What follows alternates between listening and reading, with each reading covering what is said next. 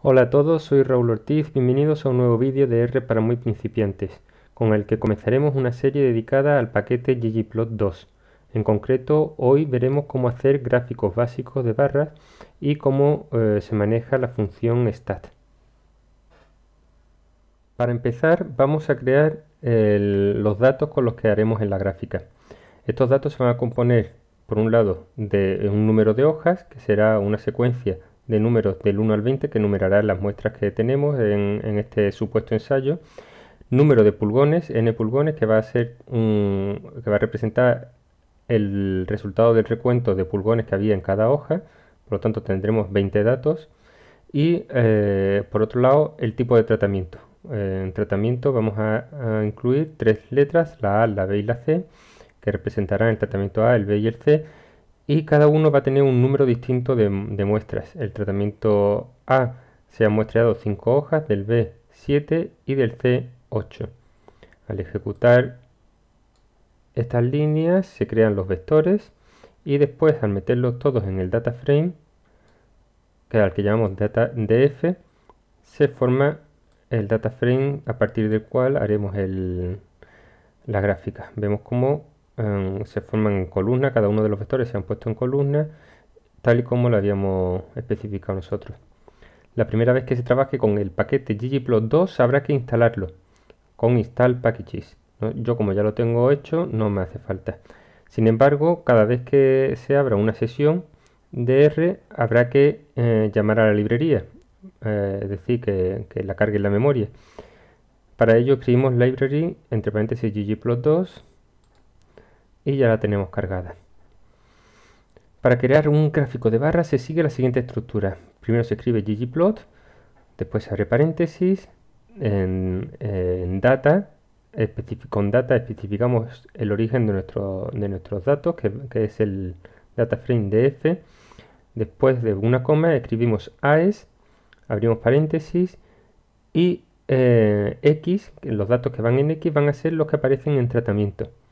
Cerramos los paréntesis, después escribimos el símbolo de más y escribimos geonbar porque lo que vamos a querer es una gráfica de barras. Y entre paréntesis statbin porque lo que vamos a hacer es que va a contar el número de muestras que tiene cada nivel del vector de tratamiento. Los niveles del vector de tratamiento eran A, B y C y estos eran el número de datos que tenían cada uno de ellos. Vamos a ejecutar este comando y se crea la gráfica de barras con el conteo de cada uno de los que tiene cada uno de los niveles del tratamiento. El de A tenía 5, B 7 y C 8. 5, 7 y 8. Hay que especificar la fuente de datos, como hemos dicho anteriormente, que es el dataframe df, después las variables que representaremos en el gráfico y después el tipo de gráfico, que en nuestro caso recordamos que es de barra, por eso hemos escrito geonbar, pero también hay gráficos de caja y bigote, de violín, de queso, que ya veremos en sucesivos vídeos. En caso del gráfico de barras, si solo se especifica una variable, R la representa en el eje de abscisas, en el de las X, y en el eje de ordenadas se representa el número de entradas o datos que tenga cada variable, como hemos visto en el ejemplo. La orden para que cuente se especifica mediante statbin y es la opción que aparece por defecto. Si nosotros, después de especificar el origen de datos y los datos que queremos representar, escribimos geonbar y no ponemos nada detrás, no ponemos nada entre paréntesis, R entiende que estamos haciendo statbin. Vamos a limpiar, a borrar este gráfico, ejecutamos esto para ver que el resultado es exactamente el mismo, ¿vale? Porque, como digo, cuando no se especifica nada, R entiende que lo que queremos hacer es un conteo del número de entradas que tiene esta variable, la única que se especifica.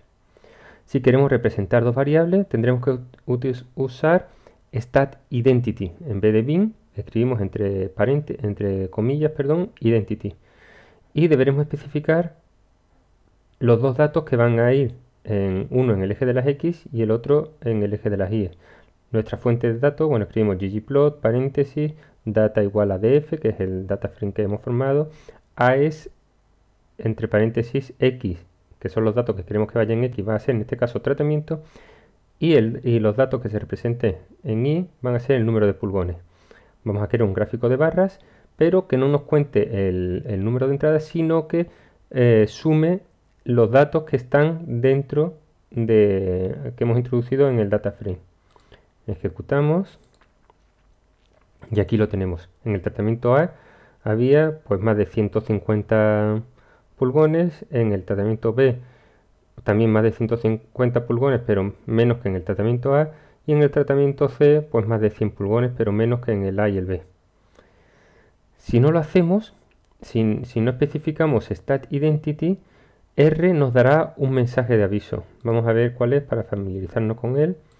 Ejecutamos y nos dice: si quieres, si tú quieres representar algo en i, si tú quieres que i se represente contando el número de casos, entonces debes utilizar stat_bin y no especificar una variable en i, ¿vale? Que nosotros sí hemos especificado aquí en la variable en i. Y dice, y si por el contrario, si quieres representar i con los valores del data frame, entonces usa stat igual a identity. Como nosotros hemos especificado datos en i y stat_bin, que es el que viene por defecto, por eso no nos representa nada. Dice, aclárate, o le pones aquí unos datos o escribes aquí stat identity, ¿vale? O quitas esto y ejecutas, o mantienes los datos de i, pero tienes que escribir aquí stat identity. Representamos ahora el número de pulgones en cada muestra u hoja de la siguiente manera. La estructura que hemos venido siguiendo: XO, número de hoja, y número de pulgones, un gráfico de barras y stat identity para que nos cuente, para que nos represente los valores de los datos. Ejecutamos y aquí los tenemos, los números de hoja van del 0 al 20 y los pulgones que hay en cada hoja. En el eje de abscisa no aparecen representados, como vemos, todos los números de hoja. Aparece nada más que el 0, el 5, el 10, el 15 y el 20. Esto sucede porque R ha visto que hemos creado un vector con números y por defecto le ha dado el carácter numérico, ¿vale? Cuando creamos este vector del número de hojas, dijimos que iba a ser una secuencia que iban a ser de números del 1 al 20. Por eso pensó que era un datos numéricos. Vemos la estructura del data frame y vemos aquí que el número de hojas es un integer, que es prácticamente lo mismo que numérico. De hecho, si preguntamos is numeric data frame número de hoja, nos va a decir que sí, que es verdad, true. Y si preguntamos cuál es la clase del data frame dólar número de hoja, nos va a decir que es integer, como habíamos visto aquí anteriormente. Vamos a cambiar ahora la clase a factor, porque en realidad los números que representan los números representan nombres de cada hoja, y no vamos a hacer operaciones numéricas con ellos. No vamos a sumar el 1 con el 9, ni no vamos a sumar esto, sino que estos números representan hojas. Podrían haberse llamado A, B, C, la hoja A, la hoja B, la hoja C, o cualquier otro nombre, y hemos utilizado números por comodidad, pero en realidad no queremos operar con estos números. Entonces le decimos que el vector del data frame de f, que se llama n hoja, lo vamos a guardar como factor. Ejecutamos y comprobamos que se ha hecho el cambio. Vemos la estructura, aquí lo tenemos con el número de hoja, ahora es de tipo factor, cuando antes era integer. Si preguntamos si es numérico, nos va a decir que es falso, que no es numérico, y si preguntamos la clase, nos va a decir que es factor, ¿vale? Se ha hecho correctamente el gráfico.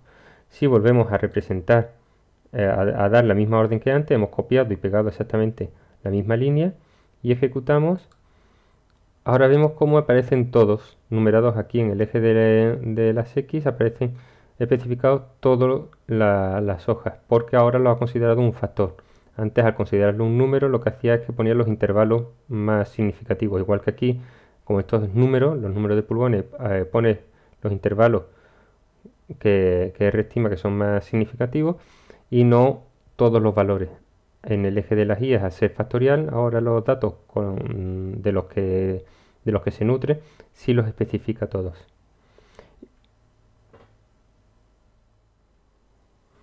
Aquí dejamos este vídeo con la primera aproximación al gráfico de barras con ggplot2. Espero que os haya resultado interesante. Seguiremos desarrollando este tema en futuros vídeos. Si os gusta, darle a me gusta o compartirlo. Y en cualquier caso, muchas gracias a todos por estar ahí.